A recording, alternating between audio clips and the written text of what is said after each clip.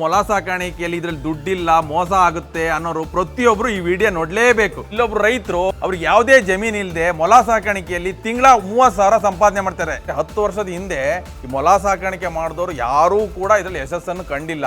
ಅವಾಗ ಮಾರ್ಕೆಟಿಂಗು ಇರಲಿಲ್ಲ, ಅದಕ್ಕೆ ಬೇಡಿಕೆನೂ ಇರಲಿಲ್ಲ. ಬಟ್ ಏನಂತಂದ್ರೆ ಇವರು 10 ವರ್ಷದಿಂದನೂ ಇದು ಬಿಡ್ದಂಗೆ ಮಾಡ್ಕೊ ಬಂದಿರೋದ್ರಿಂದ ಒಳ್ಳೆ ಆದಾಯನೇ ಪಡಿತಾ ಇದಾರೆ. ವಿಡಿಯೋ ಇದ್ರಲ್ಲಿ ನೀವು ನೋಡಾದ್ಮೇಲೆ ನಾಳೆಯಿಂದಾನೆ ಒಂದು 100 ಜನ ನಾನೀಗ ಮತ್ತೆ ಮೊಲ ಸಾಕಾಣಿಕೆ ಮಾಡಬೇಕು, ಮಾರ್ಕೆಟಿಂಗ್ ಮಾಡಕ್ಕೆ ಗೊತ್ತೇ ಇಲ್ಲ ಅಂತಂದ್ರೆ ಏನು ಮಾಡಿದ್ರು ಪ್ರಯೋಜನ ಆಗಲ್ಲ. ಆಮೇಲೆ ಕೆಲವರು ಏನು ಮಾಡ್ತಾರೆ, ನಾವು ಯೂಟ್ಯೂಬ್ನಾಗೆಲ್ಲ ನೋಡಿ ನಾವು ಯಾರೋ ಹೇಳಿದ್ರು ಅಲ್ಲ, ಲಕ್ಷ ಬಂಡವಾಳ ಹಾಕಿದ್ರೆ 10 ಲಕ್ಷ ದುಡಿಬೋದು ಅಂತ ಹೇಳಿ ಇದಕ್ಕೆ ಬಂದು ಮಾಡಿರ್ತಾರೆ ಸರ್. ಇವತ್ತು ಬಂಡವಾಳ ಹಾಕ್ಬಿಟ್ಟು ನೀನು ನಾಳೆ ಲಕ್ಷ ಮಾಡ್ಬಿಡ್ಬೇಕು, ಕೋಟಿ ಮಾಡ್ಬಿಡ್ಬೇಕು, ಅದು ಸಾಧ್ಯ ಇಲ್ಲ. ಸ್ನೇಹಿತರೆ, ನಾವು ಇವತ್ತು ಹೊನ್ನಾಳಿಲಿ ಇದ್ದೀವಿ. ಇವತ್ತು ಇಲ್ಲಿನ ಏನು ವಿಶೇಷತೆ ಅಂತಂದ್ರೆ, ಸುಮಾರು ಒಂದು 5-6 ವರ್ಷಗಳ ಹಿಂದೆ ಮೊಲ ಸಾಕಾಣಿಕೆ ಅಂದ್ರೆ ಜನರು ಒಂಥರ ಏನಪ್ಪ ಇದು ಮೊಲ ಸಾಕಾಣಿಕೆ ಅಂದರೆ ಲಾಸು ಅಂತ ತುಂಬ ಹೇಳೋರು. ಮೊಲ ಸಾಕಾಣಿಕೆ ಮಾಡಿದ್ರೂ ಕೂಡ ಯಾವ ರೀತಿ ಸೇಲ್ ಮಾಡೋದು ಅನ್ನೋದೇ ಒಂದು ದೊಡ್ಡ ಸಮಸ್ಯೆ ಆಗಿತ್ತು. ಕೆಲವ್ರುಗಳು ಬೈಯರ್ಸ್ಗಳು ತೊಗೊಳೋದಿಲ್ಲ, ಮತ್ತು ನಾವು ಎಷ್ಟೋ ಕಷ್ಟಪಟ್ಟಿರ್ತೀವಿ, ಹಾಕಿರೋ ದುಡ್ಡು ಸಹಿತ ಬರೋದಿಲ್ಲ. ಮೋಸ, ಅದೊಂದು ದೊಡ್ಡ ಮೋಸ ದಂಧೆ. ಇದು ಕೋಟಿ ಸಂಪಾದನೆ ಮಾಡ್ತಾಯಿದ್ರು ಅಂತ ಯೂಟ್ಯೂಬ್ಗಳಲ್ಲಿ ಬರ್ತಾಯಿದ್ರು ಕೂಡ ಅದು ದೊಡ್ಡ ದಂಧೆ, ಲಾಸು ಅಂತೇಳಿ ತುಂಬ ಎಲ್ಲ ಕಡೆ ಸ್ಪ್ರೆಡ್ ಆಗಿ ತುಂಬ ಜನ 99% ಜನ ಮೊಲ ಸಾಕಾಣಿಕೆಯನ್ನು ಸಂಪೂರ್ಣವಾಗಿ ನಿಲ್ಲಿಸೇ ಬಿಟ್ಟಿದ್ರು.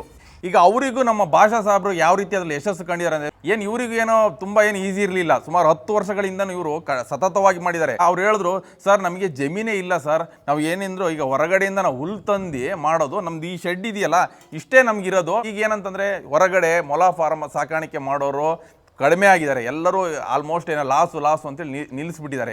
ಮೊಲ ಬೇಡಿಕೆ ಇದೆ, ಆದರೆ ಉತ್ಪಾದನೆ ಕಡಿಮೆ ಆಗಿರೋದ್ರಿಂದ ಈಗ ಸ್ವಲ್ಪ ಮಟ್ಟಿಗೆ ಈಗ ರೇಟ್ ಜಾಸ್ತಿ ಆಗಿದೆ. ಹಂಗಾಗಿ ಇವರು ಈಗೇನಂತಂದರೆ ಒಳ್ಳೆ ಲಾಭದಲ್ಲಿದ್ದಾರೆ. ಸರ್, ಈಗ ನೀವು ಮೊದಲು ಈ ಮೊಲ ಸಾಕಾಣಿಕೆ ಯಾವ ರೀತಿ ಶುರು ಮಾಡಿದ್ರಿ?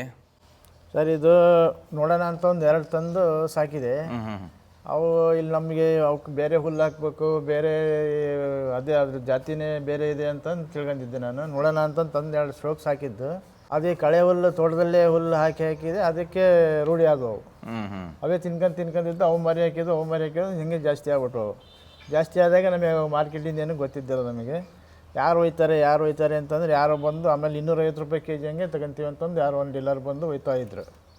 250ಕ್ಕೆ ಅಂದರೆ ನಮಗೆ ಸುಮ್ಮನೆ ಆತಿಗೆ ಇಷ್ಟಕ್ಕಂದು ಸಾಕಿ ಕೈ ಬಿಡ್ಬೇಕು ಲಾಸ್ ಅಂತಂದು ಸೋಕ್ ಸಾಕಿ ಜಾಸ್ತಿ ಆದವು.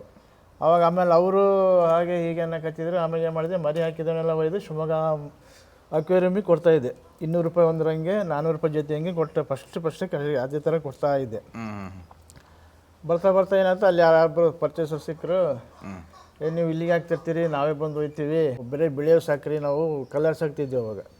ಕಲರ್ ಇಲ್ಲ, ನ್ಯೂಜಿಲ್ಯಾಂಡ್ ವೈಟ್ ಅಂತ ಐತೆ, ಅದು ಸಾಕಿ KG ಲೆಕ್ಕದಲ್ಲಿ ನಾವು ಒಯ್ತೀವಿ, ನೀವು ಬರಬೇಡ್ರಿ ಇಲ್ಲಿ ಅಂತ ಹೇಳಿ. ಆಮೇಲೆ ನಾನು ಫೋನ್ ನಂಬರ್ ಕೊಟ್ಟರು. ನಾನು ಅವ್ರಿಗೆ ಅವು ಸಾಕಿ ದೊಡ್ಡವು ಮಾಡಿ 1.5 kg ಆದಮೇಲೆ 500 ರೂಪಾಯಿ ಕೆಜಿ ಹಂಗೆ ಅವ್ರಿಗೆ ಕೊಡ್ತಾಯಿದ್ದೀನಿ ಸರ್. ಈಗ ವರ್ಕೌಟ್ ಆಗ್ತಾಯಿತ್ತು. ಈಗ ತುಂಬ ಜನ ಏನಂತಂದರೆ ರೈತರುಗಳು ಇದು ಮೊಲ ಸಾಕಾಣಿಕೆ ಮಾಡಿ ಇದೇನಂತಂದರೆ, ಸರ್ ಅದು ಮಾರ್ಕೆಟಿಂಗ್ ಮಾಡೋಕ್ಕೂ ಗೊತ್ತಿಲ್ಲ, ಇಲ್ಲ ಡೀಲರ್ಸ್ ಪರ್ಚೇಸ್ ಮಾಡಲ್ಲ ಅಂತೇಳಿ ಪಾಪ ಅವ್ರು ಏನೋ ಚೆನ್ನಾಗೇ ಸಾಕಿರ್ತಾರೆ. ರೈತರ ಬಗ್ಗೆ ನಾವು ದೂಷಣೆ ಮಾಡೋ ಅವಶ್ಯಕತೆ ಇಲ್ಲ.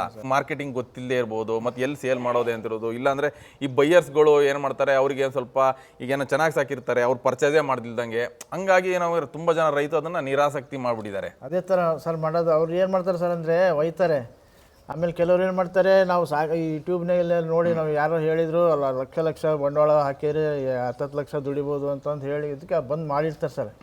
ಮಾಡಿದರೆ ಅವ್ರು ಒಬ್ಬರೇ ಮಾಡಿರಲ್ಲ ಸರ್, ಪಾರ್ಟ್ನರಿನ ಮೇಲೆ ಮಾಡಿರ್ತಾರೆ. ನಾನು ನೀನು ಶೇರ್ ಮಾಡೋಣ ಅಂತಂದು ಮಾಡಿರ್ತಾರೆ ಸರ್.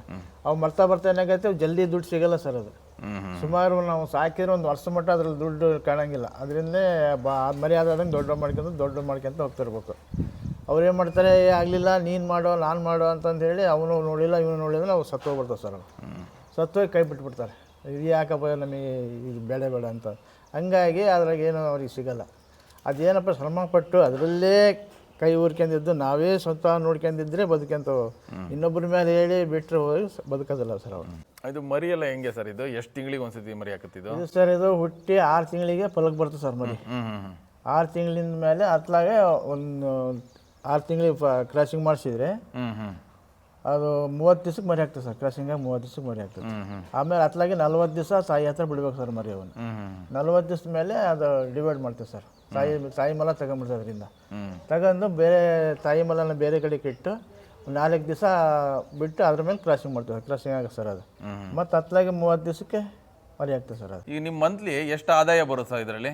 ಮಂತ್ಲಿ ಅಂದರೆ 30,000 ಬರುತ್ತೆ ಸರ್, ಎಲ್ಲ ಖರ್ಚು ಕಳೆದ್ರೆ 30,000 ಬರುತ್ತೆ. ಮಂತ್ಲಿ ಅಂದರೆ ಒಂದು 30,000 ರೂಪಾಯಿ ಆದಾಯ ಬರುತ್ತೆ, ಎಲ್ಲ ಖರ್ಚು ವೆಚ್ಚ ಎಲ್ಲ ಕಳೆದು ಒಂದು 30,000 ಆದಾಯ ಬರುತ್ತೆ. ಸ್ನೇಹಿತರೆ, ನೀವು ನೋಡ್ಬೋದು, ಅವರು ಪ್ರತಿ ತಿಂಗಳು 30,000 ಆದಾಯ ಬರುತ್ತೆ ಅಂತಂದರು. ಇದು ಕೇವಲ ಏನು 30,000 ಅಂದ್ಕೊಳ್ಳೇ ಈಸಿಯಾಗಿಲ್ಲ, ಅವರು 10 ವರ್ಷದ ಶ್ರಮದಿಂದ ಈ 30,000 ರೂಪಾಯಿ ಅರ್ನ್ ಮಾಡ್ತಾ ಇದ್ದಾರೆ. ಅಂದರೆ ಅವ್ರ ಮನೆ ಬದಿ ನೋಡಿ, ಇಲ್ಲಿ ಅದೇ ಮನೆ ಅವ್ರದ್ದು, ಇಲ್ಲೇ ಶೆಡ್ ಮಾಡ್ಕೊಂಡು ಆರಾಮಲ್ಲಿ ಇದ್ದಾರೆ ಅವರು, ಆರಾಮಾಗಿ ನೆಮ್ಮದಿಯಾಗಿ 30,000 ರೂಪಾಯಿ ದುಡಿತಾ ಇದ್ದಾರೆ. ಬಟ್ ಏನಂತಂದರೆ, ನೀವು ಏನಾರು ಮಾಡಬೇಕು ಅನ್ನೋರು ಇದನ್ನು ಸಂಪೂರ್ಣವಾಗಿ ತಿಳ್ಕೊಂಡು ಯೋಚನೆ ಮಾಡಿ ತಪಸ್ಸು ಥರ ಮಾಡಿ ಇದ್ರಲ್ಲಿ ಯಶಸ್ಸು ಹೊಂದ್ತೀನಿ ಅಂದರೆ ಮಾತ್ರ ಮಾಡಿ, ಇಲ್ಲಾಂದರೆ ಇದನ್ನು ಬರಲೇಬೇಡಿ.